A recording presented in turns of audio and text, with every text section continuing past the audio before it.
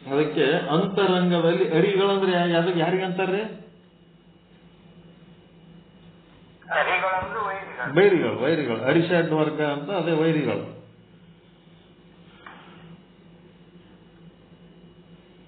ಅಂತರಂಗದ ಅರಿಗಳನ್ನೆಲ್ಲ ಅಟ್ಟಿ ಮೆಟ್ಟಿದ ಮಾಧೀರರಾಗಿದ್ದರು. ಆ ಊರಿನ ಸನಿಹದಲ್ಲಿಯೇ ಗುಡ್ಡ ಒಂದಿದೆ. ಆ ಊರಾಗ ಒಂದು ಗುಡ್ಡ ಅದ. ಅಲ್ಲೇನ್ ಮಾಡ್ತಿದ್ರು, ಅದು ದಟ್ಟ ಕಾಡುಗಳಿಂದ ಮುತ್ತಿ ಹೋಗಿತ್ತು. ಶ್ರೀ ಸ್ವಾಮಿಗಳು ಒಂದು ದಿನವೂ ತಪ್ಪದೆ ರಾತ್ರಿ 3 ಗಂಟೆಗೆ ಆ ಭಯಾನಕವಾದ ಗಿರಿಯನ್ನೇರಿ ಮಧ್ಯಾಹ್ನ 2 ಗಂಟೆಯವರೆಗೂ ಬಲು ಘೋರವಾದ ತಪಸ್ಸನ್ನು ಆಚರಿಸಿದರು. ಇದು ನೋಡ್ರಿ ಹೆಂಗದ. ಇದು ಯಾರಿಗಾರು ಮಾಡ್ಲಿಕ್ಕಾಗ್ತದೇನ್ರಿ ಇಂಥದ್ದು? ಆಗ್ತದ್ರಿ ಇಂಥವೆಲ್ಲ ಕೆಲಸಗಳು? ಅರಣ್ಯದಾಗ ಹೋಗಿ ರಾತ್ರಿ 3ಕ್ಕೆ ಹೋಗಿ ಮರುದಿನ ಮಧ್ಯಾಹ್ನ 3 ತನಕ ತಪಸ್ ಮಾಡ್ಕೋತ ಕೂಡಕ್ ಆಗ್ತದೇನ್ರಿ? ಲೈಟ್ ಹೋದವ್ರು ಮನೆಗೆ ಅಂದಿರ್ತೀವಿ. ನಮ್ಮ ಮನೆಯಾಗ ನಾವೇ ನಮ್ಮ ಮನೆಯೊಳಗೆ ನಾವೇ ಕೂತಲ್ಲೇ ಮಂಚ ಬಿಟ್ಟು ತೆಳಗಿಳಿಬೇಕಾದ್ರ ಕರೆಂಟ್ ಹೋಯ್ತು ಅಂತಂದ್ರೆ ಬರತನ ಸುಮ್ಮ ಕುಂದಿರಿ ಒಂದ್ ಕಡಿ ಅಂತಿರ್ತಾರ. ಯಾವ್ದು ಓಡಾಡ್ಬೇಡ್ರಿ, ಏನಾರ ಮಾಡಂಗಿರಿ, ಏನಾರ ಮಾಡ್ಕೊಳಂಗಿದ್ರಿ ಬಡ್ಕೊಂಡು ಅಂತೇಳಿ ಕುಂದಿರ್ಸ್ಬಿಡ್ತಾರ ಒಂದ್ ಕಡೆ ನಮಗೆ. ಅದಕ್ಕ ಹಿಂಗ ಇವರು ತಪಸ್ ಮಾಡಿದ್ರು. ಇಲ್ಲಿ ರಾಯಚೂರೊಳಗ ಶಾಂತಮಲ್ಲ ಶಿವಾಚಾರ್ಯರಂತದಾರ. ಕಿಲ್ಲೆ ಬೃಹನ್ ಮಠ ಸ್ವಾಮಿಗಳು 1008 ಮಠ ಶಾಖಾ ಮಠಗಳು. ಅವರು ಇಲ್ಲಿ ಕೊಳಂಕಿ ಅಂತದ. ಅಲ್ಲಿ ಆ ಮಠದ ಮೂಲ ಸ್ವಾಮಿಗಳು ಅಲ್ಲೇ ತಪಸ್ ಮಾಡ್ಯಾರ, ಅಲ್ಲೇ ಸಮಾಧಿ ಅದ. ಈ ಸ್ವಾಮೀಜಿಯವ್ರನ್ನು ಅಲ್ಲೇ ಹಗಲು ರಾತ್ರಿ ಅಲ್ಲೇ ತಪಸ್ ಮಾಡ್ತಾರ. ಕಿಲ್ಲೆ ಮಠ ಬೃಹನ್ ಮಠ ಶಾಂತಮಲ್ಲ ಶಿವಾಚಾರ್ಯ. ಹಗಲಕ್ಕೆ ಹೋಲಕ್ಕೆ ಅಂಜಿಕೆ ಬರ್ತದ ಅಲ್ಲಿ ನಮಗೆ. ಒಬ್ಬನೇ ಅಂತೂ ಹೋಲಕ್ಕೆ ಸಾಧ್ಯನೇ ಇಲ್ಲ. ಅರಣ್ಯ ಇದ್ದಂಗ ಅದು. ಅಂತದ್ರಾಗ ಹೋಗ್ಬಿಟ್ಟಿರ್ತಾರೆ ಅವರು ಎಲ್ಲ. ಒಂದು ಶಿವೋಹಂ ಯಾರಿಗೆ ಅದು ಕೈಗೂಡಿರ್ತದ, ತತ್ವಮಸಿ ಭಾನ ಆಗಿರ್ತದ, ಶಿವೋಹಂ ಭಾನ ಆಗಿರ್ತದ, ಅವ್ರಿಗಿಂತವೆಲ್ಲ ಮಾಡ್ಲಿಕ್ಕೆ ಸಾಧ್ಯ ಆಗ್ತದ. ಆ ಊರಿನ ಸನಿಹದಲ್ಲಿಯೇ ಗುಡ್ಡ ಒಂದಿದೆ. ಅದು ದಟ್ಟವಾದ ಕಾಡುಗಳಿಂದ ಮುತ್ತಿ ಹೋಗಿತ್ತು. ಶ್ರೀ ಸ್ವಾಮಿಗಳು ಒಂದು ದಿನವೂ ತಪ್ಪದೆ 3 ಗಂಟೆಗೆ ಆ ಭಯಾನಕವಾದ ಗಿರಿಯನ್ನೇರಿ ಮಧ್ಯಾಹ್ನ 2 ಗಂಟೆಯವರೆಗೂ ಬಲು ಘೋರವಾದ ತಪಸ್ಸನ್ನು ಆಚರಿಸಿದರು. ಯಾಕೆ ಅಂಜಿಕೆ ಬರ್ತದೆ ಹೇಳ್ರಿ? ಅಂಜಿಕೆ ಯಾಕೆ ಬರ್ತದ? ದೇಹನೇ ನಾನು ಅಂದದ್ದಕ್ಕ. ಆ ದೇಹಕ್ಕೆ ಏನಾರೇ ಆದ್ರೆ ನನಗೆ ಏನಾರೇ ಆಗ್ಯದ ಅಂತ. ಈಗ ಮಾತಾಡಿರಲ್ಲ, ಯಾರು ಮಾತಾಡಿರಿ? ಈಗ ಮಾತಾಡಿದ್ರಲ್ಲ, ಯಾರು ಮಾತಾಡಿದ್ರಿ? ನೀವೇ ಮಾತಾಡಿದ್ರಿ. ನೀವು ಮಾತಾಡಿದ್ರೆ ಯಾರು ಮಾತಾಡಿದ್ರಿ? ನಿಮ್ಮ ವಾಗೇಂದ್ರಿಯ ಮಾತಾಡ್ತ, ಹೌದಿಲ್ರಿ? ವಾಗೇಂದ್ರಿಯ ಮಾತಾಡ್ತಾ ನೀವು ಮಾತಾಡಿರ. ವಾಗೇಂದ್ರಿಯ ಮಾತಾಡ, ನನ್ನ ವಾಗೇಂದ್ರಿಯ ಮಾತಾಡ್ತು. ನನ್ನ ಕರ್ಮೇಂದ್ರಿಯ ಕೆಲಸ ಮಾಡಿದವ. ನನ್ನ ಜ್ಞಾನೇಂದ್ರಿಯ ವಿಷಯ ಗ್ರಹಣ ಮಾಡ್ಯಾವ. ನಾನು ವಿಷಯ ಗ್ರಹಣ ಮಾಡವಲ್ಲ. ನಾನು ಯಾವ ಕೆಲಸ ಮಾಡವಲ್ಲ. ನನ್ನೊಳಗೆ ಯಾವುದು ವ್ಯಾಪಾರ ಇಲ್ಲ. ಈ ದೇಹ ನನ್ನದ, ನಾನು. ನನ್ನ ದೇಹ ಅಂತೀರ, ದೇಹನೇ ನಾನು ಅಂತ. ಇದೆಲ್ಲ ಅಜ್ಞಾನದ ಹೌದಲ್ರಿ? ನಾನು ಅನ್ನೋದು ಏನು ಅನ್ನೋದೇ ಸರಿಯಾಗಿ ತಿಳ್ಕೊಳ್ಳಾರ್ದಕ್ಕ ಈ ಸಮಸ್ಯೆಗಳದ ನೋಡ್ರಿ. ಅದಕ್ಕೆ ಅವರ ಘನನಿಷ್ಠೆಗೆ ಹುಲ್ಲೆಗಳಾದವು. ಹುಲಿಗಳು ಹೋಗಿ ಏನಾಗ್ಬಿಟ್ಟು ಜಿಂಕೆಗಳಾಗ್ಬಿಟ್ಟು, ಹಾವುಗಳು ಹಾರವಾದವು. ಹಾವುಗಳು ಏನಾಗ್ಬಿಟ್ಟು ಕೊಳ್ಳಿಗೆ ಹಾರ ಆದವು. ಅವರ ಸುತ್ತಲೆಲ್ಲ ಪವಿತ್ರವಾದ ಗಂಭೀರ ವಲಯ ಮೂಡಿ ನಿಂತಿತು. ಅವರ ಸನಿಹದಲ್ಲಿ ದ್ವೇಷ, ಅಸೂಯೆ, ರೌದ್ರತೆಗಳೆಲ್ಲ ಆಲಿಯಾಗಿ ಕರಗಿದವು. ಆಲಿಯಾಗಿ ಕರಗಿದವು ಅಂದ್ರೆ ಏನು? ಎಂತ ಆಲಿಯವು? ಮಳೆಗಾಲ ಇವು ಬರ್ತಾವಲ್ರಿ, ಆಣೆಕಲ್ ಮಳಿ ಮ್ಯಾಲ ಐಸಿರೋ ಮಳಿ ಬೀಳ್ತಾವಲ್ಲ, ತಪ ತಪ ತಪ ತೆಳಗ. ಬಿದ್ದದ್ ಕಾಣಿಸ್ತದ, ಪೆಟ್ಟು ಬೀಳ್ತಾವ, ಕಲ್ಲು ಹೋಗದಂಗ ಆತಿರ್ತಾವ, ದಾರ್ಯಾಗಿದ್ದೇವ ಅಂತಂದ್ರ. ಆದ್ರ ಬಿದ್ದ ಕೂಡಲೇ ಕರಗಿ ಹೋಗ್ಬಿಡ್ತಾವ. ಅದಕ್ಕ ಅವರ ಸನಿಹದಲ್ಲಿ ಏನಾಗ್ತಿದ್ವು ಅಂದ್ರೆ ದ್ವೇಷ, ಅಸೂಯ, ರೌದ್ರತೆಗಳೆಲ್ಲ ಆಲಿಯಾಗಿ ಕರಗಿದವು. ಶಾಂತಿಯ ಸುಮಧುರ ಸೌರಭ ಹೊರಸೂಸಿತ್ತು. ಒಂದು ಸುಮಧುರವಾದ ಸೌರಭ ಹೊರಸೂಸಿ ಹರಿಯಿತ್ತು. ಅವರ ಒಳಬಾಳಿನ ಬಗ್ಗೆಯೂ ಹೇಳಿದಷ್ಟು ಕಡಿಮೆಯೇ. ಇದು ಈ ರೀತಿ. ಮತ್ತ ಬಾಳ ಬದುಕು ಹೆಂಗಿತ್ತಂದ್ರ ಅವರು ಭವದ ಕಟ್ಟುಗಳನ್ನೆಲ್ಲ ಹರಿದರು, ಮಾಯೆಗೆ ನಿರ್ಮಿಸಿದ ಎಲ್ಲೆಗಳನ್ನೆಲ್ಲ ಮೀರಿದರು, ಸಂಪ್ರಜ್ಞಾತ ಅಸಂಪ್ರಜ್ಞಾತ ಭೂಮಿಕೆಗಳಲ್ಲಿ ಹಾಯಾಗಿ ರಮಿಸಿದರು. ಇದೇ ನೋಡ್ರಿ ಮಜಾ ಇರೋದು. ಸಂಪ್ರಜ್ಞಾತ ಅಸಂಪ್ರಜ್ಞಾತ ಭೂಮಿಕೆಗಳು.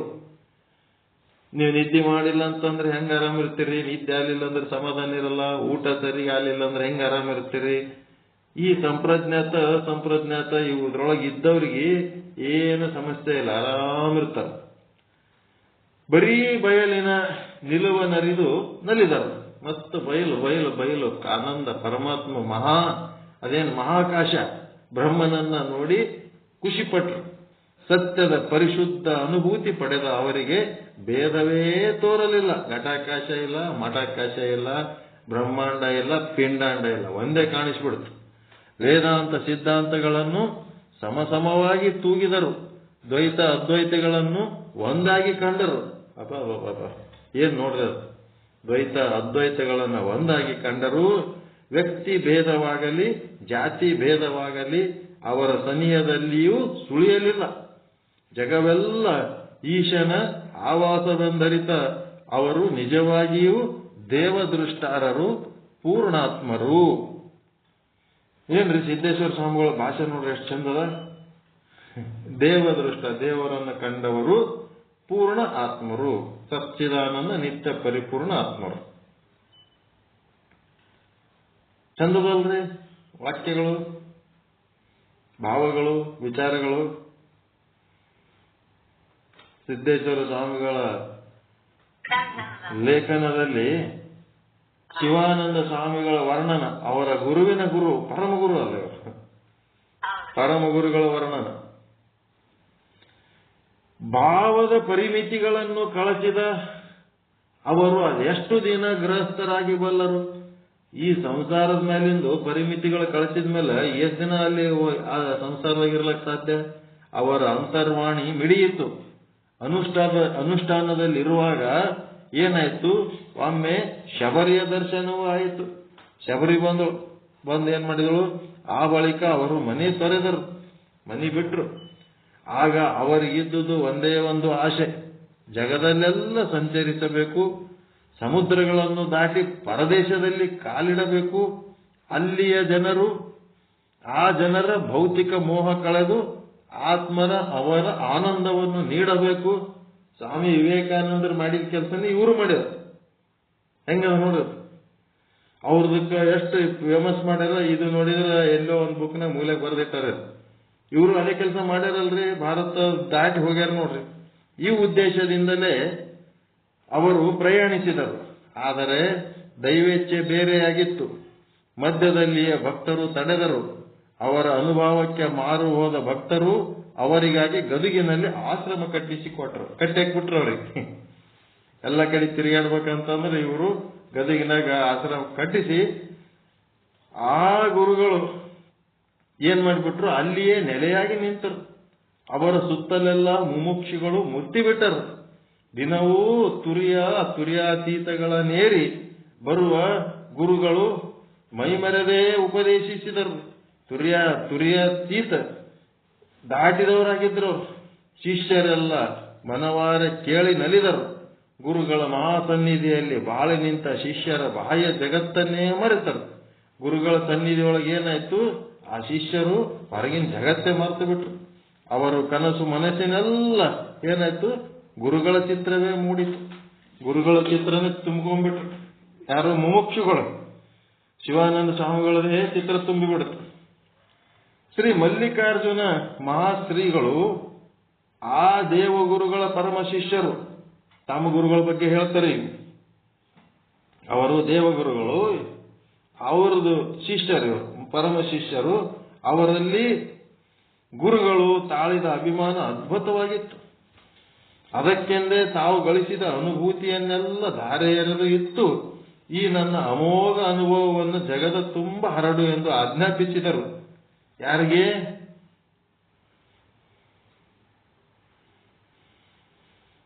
ಶ್ರೀ ಪಂಡಿತ ಬಸವರಾಜ ಶಾಸ್ತ್ರಿಗಳಿಂದ ಹಾಗೂ ಶ್ರೀ ಪಂಡಿತ ಮಾಹೇಶ್ವರ ಶಾಸ್ತ್ರಿಗಳಿಂದ, ಶ್ರೀ ಸದಾಶಿವಾನಂದ ಸ್ವಾಮಿಗಳಿಂದ ನ್ಯಾಯ ವೇದಾಂತ ಪರಿಜ್ಞಾನ ಕೊಡಿಸಿದರು. ತಮ್ಮ ವರಶಿಷ್ಯನು ಎಲ್ಲಾ ದೃಷ್ಟಿಯಿಂದಲೂ ಪೂರ್ಣವಾಗಿರಲಿ ಎಂಬುದೇ ಅವರ ಹಿರಿದಾದ ಬಯಕೆ. ಅದಕ್ಕಾಗಿ ಶ್ರೀ ಗುರುಗಳು ಜೀವನದ ಕೊನೆಯ ಉಸಿರಿನವರೆಗೂ ಬೋಧಿಸಿದರು.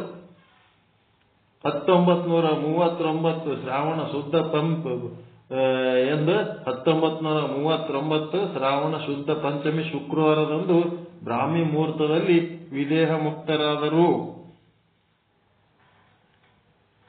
ಮಲ್ಲಿಕಾರ್ಜುನ ಮಹಾಶ್ರೀಗಳು ಆ ದೇವಗುರುಗಳ ಪರಮ ಶಿಷ್ಯರು. ಧಾರೆ ಎರೆದರು. ಎಲ್ಲ ದೃಷ್ಟಿಯಿಂದ ಪೂರ್ಣವಾಗಿರಲಿ ಎಂಬುದೇ ಅವರ ಹಿರಿದಾದ ಬಯಕೆಯಾಗಿತ್ತು. ಅದಕ್ಕಾಗಿ ಜೀವನದ ಕೊನೆ ಇದು 1936. ಏನಿದು ಮಲ್ಲಿಕಾರ್ಜುನ ಸ್ವಾಮಿಗಳು ಹೋಗಿದ್ದ ಹೇಳಕತ್ತಾರೋ ಏನು, ಇದು ಲಾಸ್ಟಿನ ಸೆಂಟೆನ್ಸ್ ತಿಳಿಯಬಹುದು. 1936 ಏನು ಶಿವಾನಂದ ಶ್ರೀಗಳದ್ದು ಹೇಳಕತ್ತಾರೋ ನೋಡಮ್ಮ, ಅದು ಆಮೇಲೆ ಹೇಳ. ಇದು ಇಬ್ಬರು ಗುರುಗಳ ಹೆಸರು ತಗೊಂಡಾರ, ಆಮೇಲೆ ಯಾರದು ವಿಧೇಯ ಮುಕ್ತಿ ಆಯ್ತು ಅನ್ನೋದು ಇಲ್ಲಿ ಲಾಸ್ಟಿಗೆ ಅವ್ರ ಶಬ್ದ ಹಾಕ್ಬೇಕಿತ್ತು. ಹಾಕಿಲ್ಲ. ಒಂದೇ ಪ್ಯಾರದೊಳಗ ಇಬ್ಬರು ಗುರುಗಳ ಹೆಸರು ತಗೊಂಡು ಲಾಸ್ಟಿಗೆ ಶ್ರಾವಣ ಶುದ್ಧ ಪಂಚಮಿ ಎಂದು ವಿಧೇಯ ಮುಕ್ತಿ ಅಂದ್ಬಿಟ್ರು. ಅದೇನು ತಿಳಿಯವಲ್ದು. ನೋಡೋಣ. 1939 ಅಂತ್ರಿ. 19 ಎಲ್ಲಾನು ಸಿಗ್ತದ, ಸ್ವಲ್ಪ ಹುಡುಕ್ಬೇಕಷ್ಟೇ.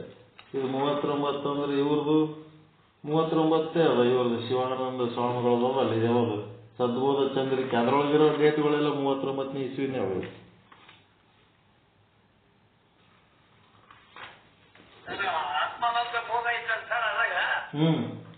ಶಿವಾನಂದ ಶ್ರೀಗಳು 1939ನೇ ಇಸ್ವಿ ನಾಗರ ಪಂಚಮಿ ಎಂದು ತಮ್ಮ ಸ್ಥೂಲ ಶರೀರವನ್ನು ಬಿಟ್ಟು ಭಾವರಹಿತ ಪರಮಾತ್ಮನಾಗಿ ಉಳಿದರು. ಅಂದ್ರೆ ಶಿವಾನಂದ ಸ್ವಾಮಿಗಳ ಬಗ್ಗೆನೇ ಬರ್ದಾರಲ್ರಿ ಅವರು. ಇದು ನೋಡ್ರಿ, ಮಲ್ಲಿಕಾರ್ಜುನ ಸ್ವಾಮಿಗಳ ಬಗ್ಗೆ ಬರ್ದಾರು, ಶಿವಾನಂದ ಸ್ವಾಮಿಗಳ ಬಗ್ಗೆ ಬರ್ದಾರು ಗೊತ್ತಾಗಿಲ್ಲ. ಈಗ ನಿಮ್ ಬುಕ್ನಾಗ ಅದಲ್ಲ, ಅದು 1939.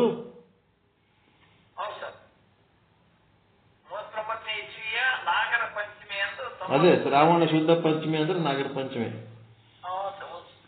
ರೈಟ್. ಶಿವಾನಂದ ಸ್ವಾಮಿಗಳದೇ ಅದು ಹೇಳಿದ್ದವರು.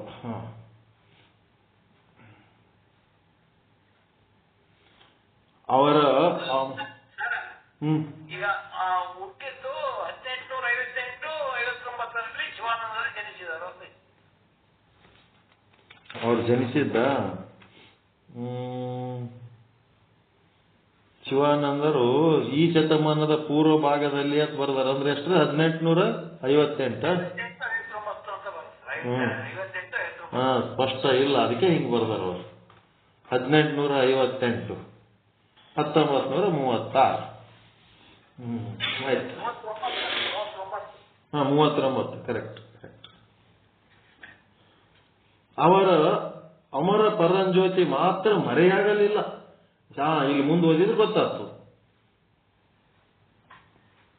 ಏನಾಯ್ತು. ಶಿವಾನಂದ ಸ್ವಾಮಿಗಳು ವಿದೇಹ ಮುಕ್ತರಾದರೂ ಸಹಿತ ಅವರ ಅಮರ ಪರಂಜ್ಯೋತಿ ಅಂದ್ರೆ ಜ್ಞಾನ ಜ್ಯೋತಿ ಮರೆಯಾಗಲಿಲ್ಲ.